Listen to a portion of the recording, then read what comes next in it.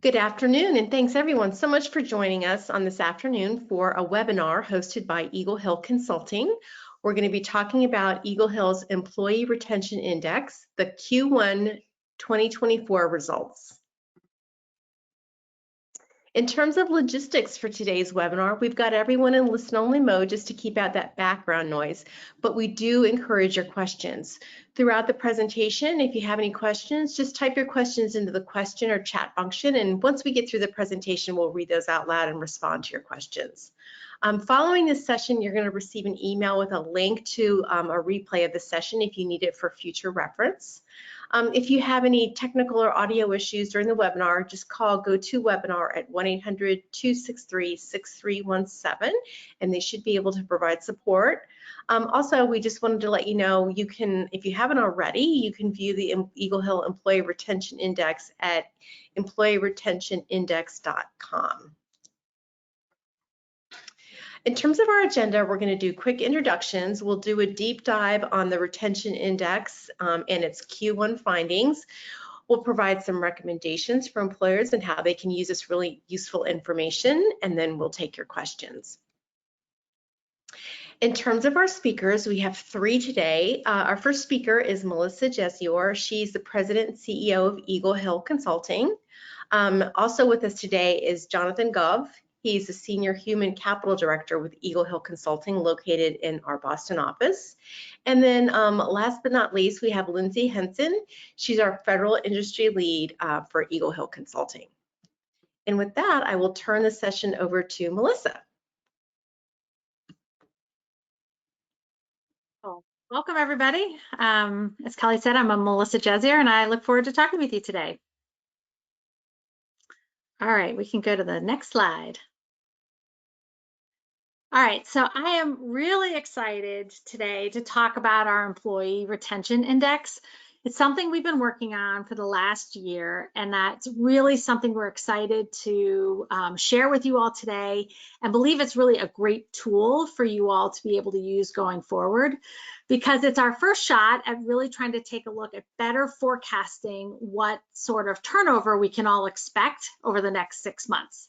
So I think with all of the workforce changes that we've all seen over the last couple of years with the Great Resignation, and now things are a much steadier state, I think this is going to continue for years to come in terms of the volatility. And so we're hoping this gives you a way to kind of peek into the future and be able to figure out what you're going to do with it, like how to react to it, how to plan for it, and then eventually what to do with all of the results that you're going to see here in a couple of minutes. So if you go to the next slide. Okay, so what we've put together is we have what we're calling a composite index, and that index really is comprised of 4 sub-indices. And these sub-indices are really the different factors that an employee considers on whether or not they should stay or go, stay or leave an organization. So the 4 sub-indices, the first one is organizational confidence. So this one is how do employees feel about their organization's future and their organization's leadership. The next one is culture. So how are employees feeling connected? Do they feel valued? Do they feel recognized? For any of you out there with teenage children like myself, this is where they would say, what's the vibe of the organization? Or what's it like to actually work for that organization? And how does it feel to work for that organization? The next indice is compensation. So this is really how do employees view their overall compensation, their benefits, and their ability to grow their compensation at their current organization. So these first 3 indices really are very highly correlated to what makes a person stay at an organization. This last one, job market opportunity, is one that's inversely correlated, meaning that when people see more opportunity outside their organization, they're more likely to leave. So this is really people kind of figuring out where is the grass, do they think the grass is greener, and as a result, would they consider moving in the near term? Okay, so let's talk quickly on how to read the index. So very simply, when the graph goes up, when the line goes up, like you'll see on the far right there with that green arrow, it means that we're expecting retention to increase. And when you see the line going downward, like you'll see at the left side of the chart with the down red arrow, that's when we're expecting retention to decrease. So very simple. Line goes up, increase, line goes down, it's decrease. That's how it works.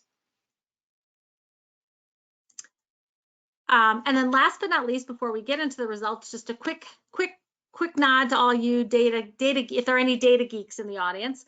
Let's talk quickly about our methodology. So we use a monthly omnibus survey conducted by Ipsos, where we take we look at a minimum of 1,200 adults in the US who are employed either full-time or part-time.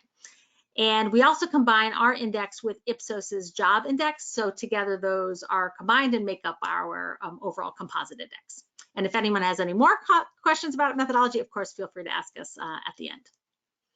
So with that said, I'm going to turn it over to Jonathan, who will get into all of the results of this quarter's index. All right, over to you, Jonathan. Thanks, Melissa. And yeah, let's jump into it on the next slide. As people can see here, throughout 2023, the index declined. In Q1 of this year, however, the index made its first gain. It's reading at 96.8, which is up about 2.3 points from Q4 of last year. So the upward shift reflects a reversal in employee sentiment, signaling that employees will be less inclined to leave their jobs over the course of the next 6 months. Broadly, this may suggest that retention initiatives over the last year are having the desired effect, and we're going to dive into each of those components of the index that Melissa introduced in just a moment. We've started talking with clients about the implications of a period of higher retention, opportunities to leverage what might be a slowdown in turnover, as well as how to navigate challenges this may introduce into the market. And we'll talk about some recommendations on both sides of that coin after presenting the rest of the index results.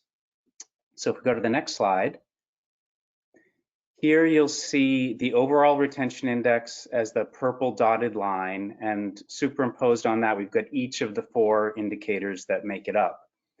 And the upward shift in Q1 in the index was driven by gains in all 3 of the internal factors, those stay factors Melissa mentioned: organizational confidence, culture, and compensation.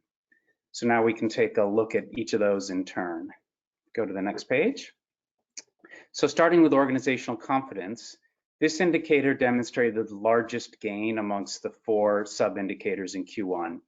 It rebounded after a very sharp decline that you can see there from Q3 to Q4, rising back up about 3 points to 96. So employee confidence in their organizations is strengthening, but its relative position has moved from a strength to a weakness over the last couple of quarters. You can see that in Q2 and Q3 of last year, it was at the top, so a strong contributor to likely retention. Now it's the weakest, and it's dragged the overall index down for the last couple of quarters. So just about half of US employees have confidence in their organization's future, and about the same number report confidence in their organization's leadership. So building on that area of employee perception could be an opportunity for employers to further solidify opportunities to retain their priority talent. Okay, go to the next slide. We'll see the culture indicator also strengthened this quarter, up nearly 2 points to 97.2. And this is encouraging because it marks the first instance of strengthening employee sentiment on workplace culture. It was on a downward trend throughout 2023. And next slide. So here we've got the compensation indicator, which rose slightly to 98.6. And the largest factor to that indicator's rise was an 8% jump in the number of employees who believe they have a path to increase their compensation while staying at their current organization. So for organizations that have annual performance cycles focused around calendar year end, it suggests that these sort of communications and year-end processes were received well by employees in many cases. Okay, next one, please. And finally, the job market opportunity indicator, which remains steady. It stands at 98.8. Employees' views of the external market have been very stable over the last 5 quarters. You see this line is relatively flat compared to the others. So it's got there's lower variability than the employee perceptions of organizational confidence, organizational culture, or compensation. And I think this relative comparison reinforces the idea that if your organization can actively and intentionally address those factors within your control, those internal factors, you do have the ability to strongly influence retention. Okay, next slide. What you'll see here is we've broken down the retention index by each generation of the workforce: Gen Z, Millennials, Gen X, and Boomers. So if we start with the 2 lines in the middle, you'll see that Millennials at the brown line and Gen X, the blue line, workforce are more stable than Gen Z, which is the youngest segment of the workforce, really along the bottom for most of last year, and Baby Boomers, the eldest, which sort of peaks at the top. The Q1 findings show that Millennials and Gen X are more likely to stay at their jobs than their counterparts. Melissa will elaborate in a minute on this, but recognizing that these 2 large segments of the workforce are less likely to leave can provide an opportune time for employers to invest in development, in skill growth, as they'll likely stick around. The employees will likely stick around for organizations to realize a return on such investments. Gen Z and Baby Boomers, on the other hand, pose the largest risk for attrition for organizations based on this quarter's results. Gen Z has the lowest scores, which indicate the highest likelihood to leave for 4 straight quarters. Baby Boomers, on the other hand, have been a little all over the map. For 3 quarters of last year, they were the most likely to stay in their roles, but they're becoming increasingly likely to leave, with sharp drops for 2 consecutive quarters. And they were the only generation of workers to show a quarter-over-quarter decline in retention sentiment in the last quarter. This segmented view can also help organizations that are able to map generations against their critical roles in their workforce more broadly. So for example, if you have Boomers that hold vital institutional knowledge that can't be easily replaced, you may need to continue with retention initiatives focused on that group. Or if this segment's been a bottleneck for promotion or advancement of rising stars in other generations, their higher likelihood to leave may provide an opportunity. So given the way the Boomers line is moving all around, I wanted to deep dive on that. So if we flip to the next slide, you'll see that we're diving in on the Boomers here with their overall index as well as the components. And the weakening of the retention index for Baby Boomers in Q1 was driven by particularly the weakening of the organizational confidence and organizational culture indicators for that group. Within those categories, we saw large declines in sentiment on their feelings that the work they do is meaningful and that they feel connected to leadership, team leads, and firm culture. So Boomers' compensation perceptions had been trending down, but shifted upward in Q1. And you can see here the job market indicator for this segment held relatively stable, as I mentioned before, as it has for the index overall. It's possible that some of these responses are signaling retirement or other upcoming transitions for some of this generation, in which case employers may want to focus on succession planning and knowledge transfer in the coming months. Okay, one more slide, please. And for our last segmentation, we'll look at gender. And you can see here, workers that identify as male remain more likely to stay at their jobs than their counterparts who identify as female. Interestingly, Q1 marked the first time that the index's trajectory was going in the same direction for both, which is up. And we're also seeing the gap between these segments, which peaked at a fairly wide gap in Q2 of last year, is closing. So I hope you found that the deeper dive on these index results is interesting. In the coming months, we're going to continue to share the index overall, as well as try to explore data for different segments and highlight insights for discussion depending on what those segment results show. And now I'll turn it back over to Melissa to discuss in more detail some recommendations for your organization. Jonathan. All right, if you flip to the next slide. All right, so our first recommendation is around using this time to undertake strategic initiatives.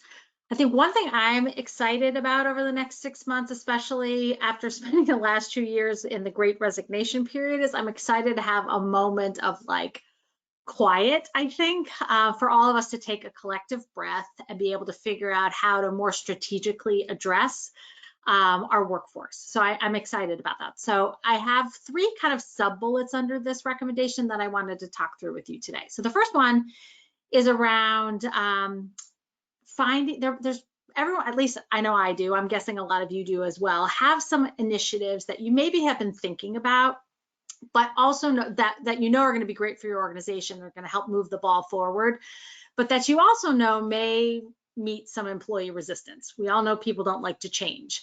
So this could be anything from return to office to implementing a new process to doing a reorg.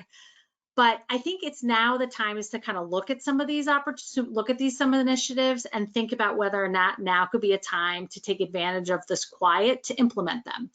And the reason we think that is because oftentimes these type of initiatives will not only create employee resistance, but often come with additional turnover. So given that we're expecting less turnover, your organization might be able to withstand some additional turnover from these type of initiatives that you can rest assured are not gonna, it's enough turnover that it's not gonna, you know, interfere with meeting your organization's mission or your ability to achieve results. So I think this is kind of our first thing that we're encouraging our clients to think about. The second one is looking at your low performers. And I know this could be something for our federal folks on the line who might find a little bit more challenging, but I think for our private sector counterparts, where we've seen this with a lot of our clients right now, is really trying to take a holistic look at your workforce and say, where are my low performers and how do I need to address them? And perhaps thinking about doing some more managed attrition with these individuals. Now, I'm not saying a reduction in force. I'm not saying reduce headcount. It's not about that. It's really more about looking strategically at workforce and figure out where are your productivity holes and then figuring out how to address those. And then the third thing is around brain drain. And Jonathan already started talking about this a little bit. We see during times of high turnover, as you guys know, right, institutional knowledge just leaves the organization. So we're saying take this opportunity to like shore up your institutional knowledge transfer processes and technologies so that when we do come across that next period of high turnover again, you guys are in a much better position for maintaining institutional knowledge at your organization, which we all know is so important for operating. Okay, so with that, I'd love to invite Jonathan and Lindsay to share any of their insights that they're seeing around this particular recommendation with their clients.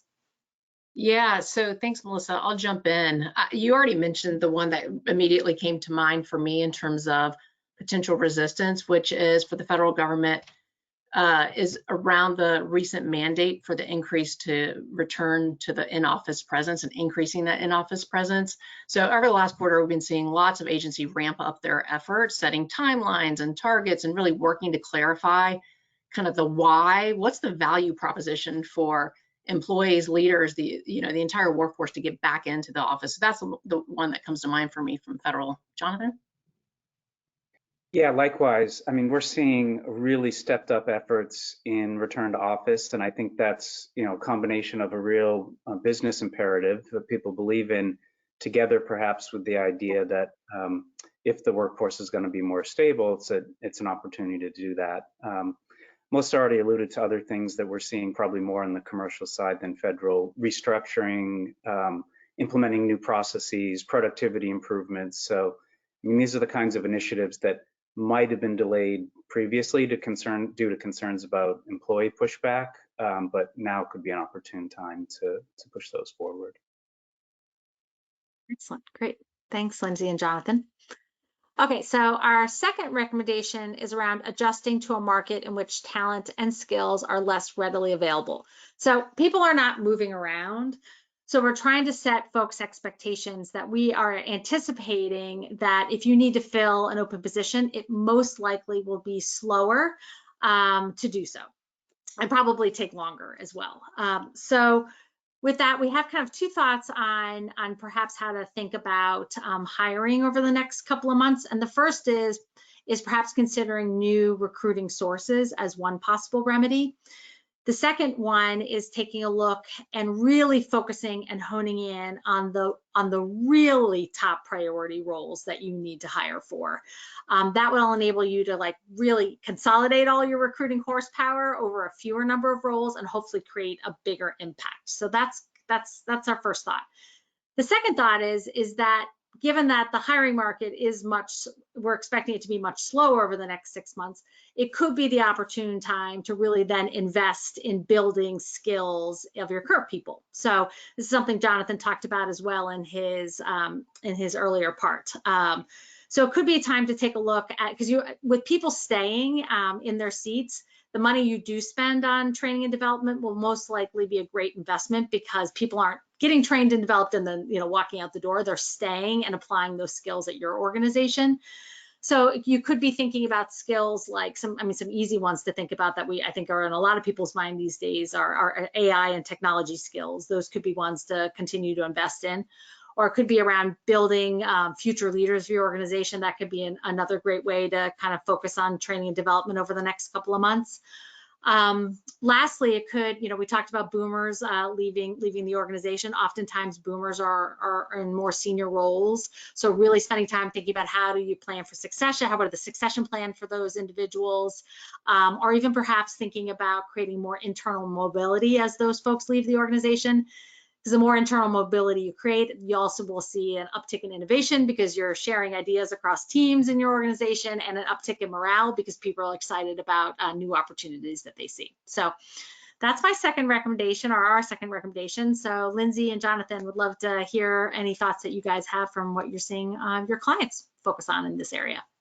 Yeah, so I'm excited to talk about this, and we're seeing a lot in this space from a federal perspective. We are really seeing an emphasis on the workforce that is in place. Melissa, you talked about the development and really putting that investment into that workforce. And so a couple of kind of ways. One is around identifying and addressing what are the barriers that exist to advancement and development in the organizations, really understanding how that system works and how it is supporting or constraining the development of employees. So we're seeing a lot specifically around that. And then they're using that information to kind of help them think. You talked about the skill development. That's exactly, we're seeing skill development around leadership, technical skills, technology skills. So all of that, kind of the gamut around that forward-looking, kind of what are the skills that not only do we need now, but kind of that forecasting what it's going to be. And then related, we're seeing a lot around kind of the reassessing what are the competencies that are needed to be successful in the roles that are adapting to industry, I'll speak for federal and industry changes that the industries that our government regulates. And so really trying to keep pace with what are those skills. And so really re-looking at what are the competency skills, et cetera, in order to keep pace with the regulatory authority or, responsibilities. So, Jonathan? Yeah, I mean, same thing in the commercial sector. There's so much emphasis and in momentum around the heavy influence of technology on how work's performed. How do we use AI? What is our policy on ChatGPT? There's just, it's changing every day, and you can't open up the business press without seeing some stories about this. So with all of that happening as a backdrop, I think employers can take advantage of what might be this coming period of stability in the workforce to drive forward the requirement or the ability or the offering to build technology skills.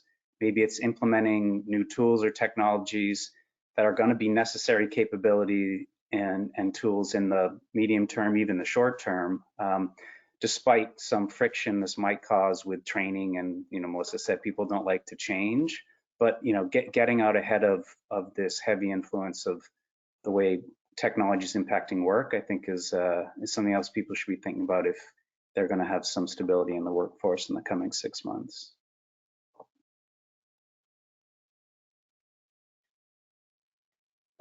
So our final recommendation is around being mindful of employee engagement and not getting too complacent. So when Jonathan went through the different sub indices, you may remember that there were two that, even though people are staying, or we're anticipating people are staying, there are two that are still lower than we'd like to see, and those are around culture and confidence.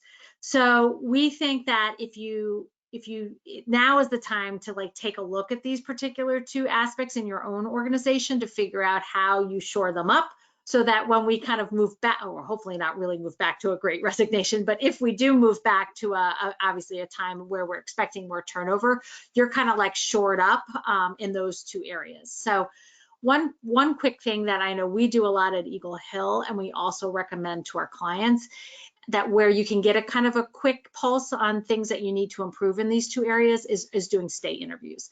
And stay interviews are one-on-one conversations between an employee and a manager around, at a micro level, what's working for them with their role, with how they're being managed, with the work that they're doing, and really focusing on what currently keeps them at the organization that they're working on.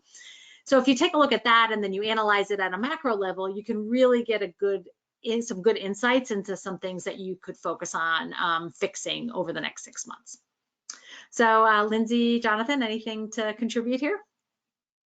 Yeah, I mean, building on that, Melissa, we're seeing employers double down in general on analyzing engagement survey results and addressing those concerns. And I think during a period of lower turnover, you really have the time and the space to take action and to be recognized for it. So I think that's a trend we're seeing on the commercial side. Yeah, and on the federal side, what I've heard a couple different times and almost verbatim is they're in this kind of cultural no man's land, right? So the culture that existed pre-pandemic, kind of has evolved in unintended ways based on, kind of the pandemic. And now they're kind of, lifting their heads up and like, this culture is not serving us. They have a lot of new people that have come into the organization. And so there's no kind of common core around what are the operating behaviors that we all kind of need to work against? What are the norms? What are the expectations of how we work together? All of that kind of thing. And it's really causing this disruption in terms of kind of sentiment from employees that were here in the before time versus the folks who are newer to the organization. And so I think what we're hearing a lot is around needing to do a kind of a cultural reset. What's the culture that we need now for our organizations, recognizing it's not, everybody in the office and it's not everybody remote. And so finding some kind of middle ground and really being intentional about kind of redefining that. And so one of the things that, would be a really great time is for, agencies and agency leaders to engage their organization, talk to their employees, get their input around, their staff perspectives on, defining out and really detailing out what are those, values, norms, behaviors, expectations that really kind of combine, create that culture that they need in this new operating environment. So that's the thing that jumps to mind of what we're hearing a ton right now. Well, those are our recommendations. We'd love to open up the floor for any questions that you might have of the three of us. Yeah, and just as a reminder to everyone, if you have questions, there's a question box on your control panel. Just enter your question in there and I'll read it aloud. And then we can get our speakers to respond to those. So the first question we have is, when will the next index data be available and how do you typically release that data? I can take that one. So the Q2 results are going to be available in early July because we'll collect and analyze data for April, May, and June.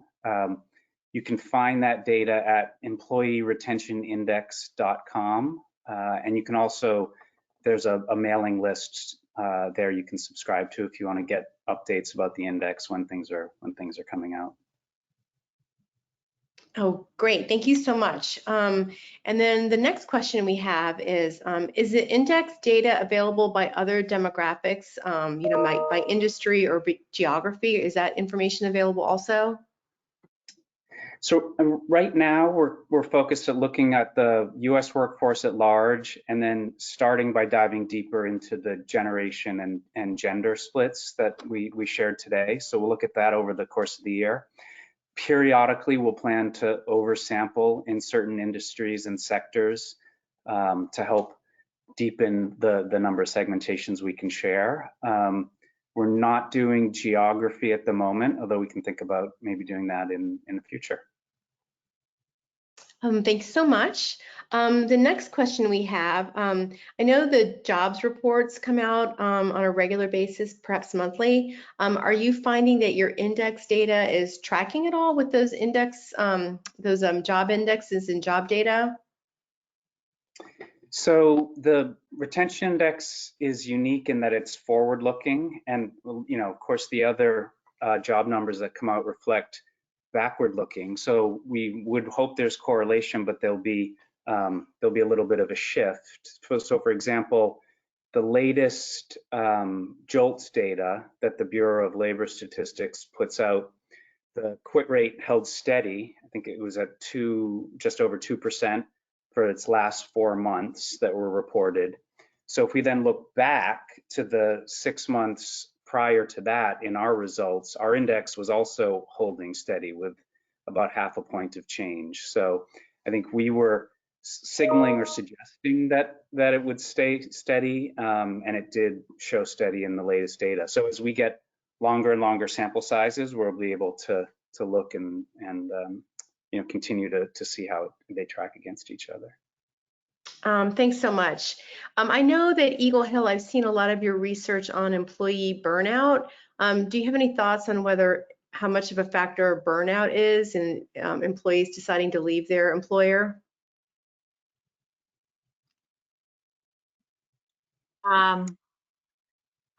I believe, correct me if I'm wrong, Tyler, I think you're on the line, but I'm pretty sure that we've seen a significant downward trend in our burnout data over the last couple of months. We've seen it really level off since the pandemic a couple of years ago. So while it's still a factor, burnout I think is always a factor and something you really need to be paying attention to. I don't necessarily think that we're seeing that contribute to these numbers. Well, actually, no, as I say that, perhaps because burnout is down, you are seeing people stay in their jobs more. They're not looking as much as the grass is always greener because they're not as burnt out. Yeah, I'd say the same thing. Also, that downward trend that you mentioned would, to me, suggest that it's consistent with the idea that people are going to be sticking around. Yeah. Well, great. That looks like that's all our questions. So I can turn the program back over to Melissa just to close us out. Wonderful. Well, thank you all so much for joining us today. I hope you're as excited as we are about something that will hopefully help all of us be a little bit more of a insight into what we expect in the future, and then how to use that to your advantage over the next 6 months. So thank you all for joining. Thanks.